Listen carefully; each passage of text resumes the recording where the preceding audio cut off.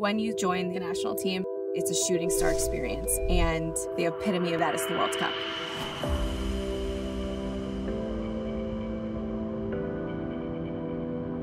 I started playing soccer when I was 3, and I played organized 11v11 co-ed, which is ridiculous.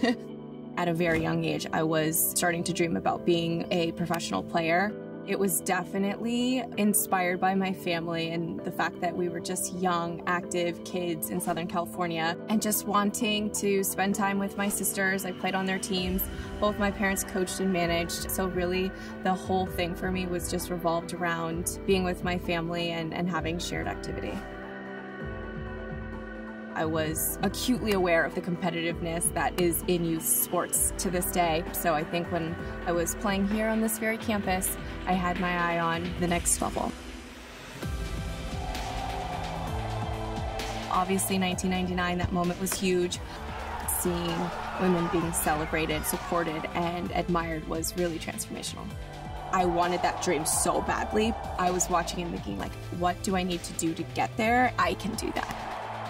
Already acutely aware that not everybody can do that. That's a competitor in me. If anyone here wanted to be it, I wanted to be it.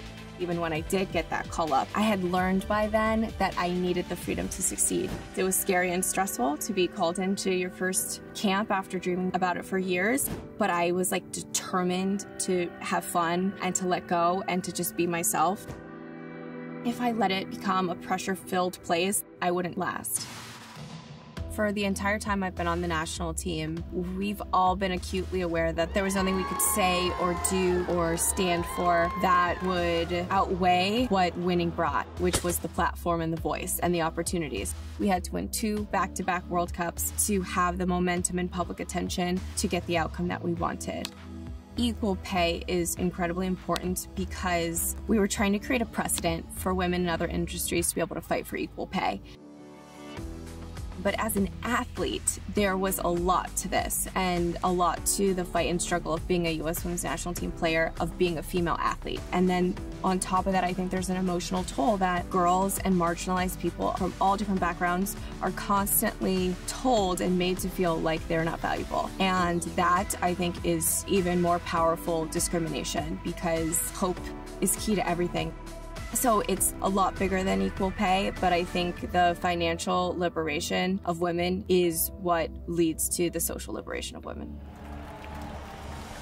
The team is a group of strong, powerful women that are playing, and the whole country got behind us and they were cheering for progress for themselves, for their sisters, for their families. It really became an emblem of change. Winning then gave the gift back because we believed we could, and then we would win, and then we knew we could. There's a huge inspiration in knowing what we didn't have and what then we could give. That is growth and progress. There is such a beauty in all the work that we've done to make the team successful as a structure that was always meant to live on beyond any individual. You're handed a torch and you carry that as far as you possibly can. I still very much see myself as an active player carrying that torch. There really is a global movement towards a reimagined world, a global movement towards progress and equity on behalf of every marginalized group and every social issue, and form a community that really does transcend the football fan base. It is about having the resources, the inspiration, and the touch points to empower yourself and to go out and make a difference in your community and therefore inspire the next person to do the same. What I love about the World Cup is people around the world watching the game joyfully, watching how a culture manifests in the game, and watching the influences from all over the world and how it plays out in like a simple game of football. Watching world-class players gives me a visual of abundance. The feeling that you get when you play, when you find flow state and you know you're doing something that's like natural and freeing. It's a touch point into a higher state of consciousness that you can get while you're playing, but you can also get it by being around people who are cheering for the same thing. And it's very uniting, and I think that is the power of sport. As the game grows, as teams are getting better, it's going to get more and more fun to watch. I'm really excited to see how that unfolds this summer. It's an amazing time to be a female athlete. It's an amazing time to be a women's soccer player. Kia, movement that inspires.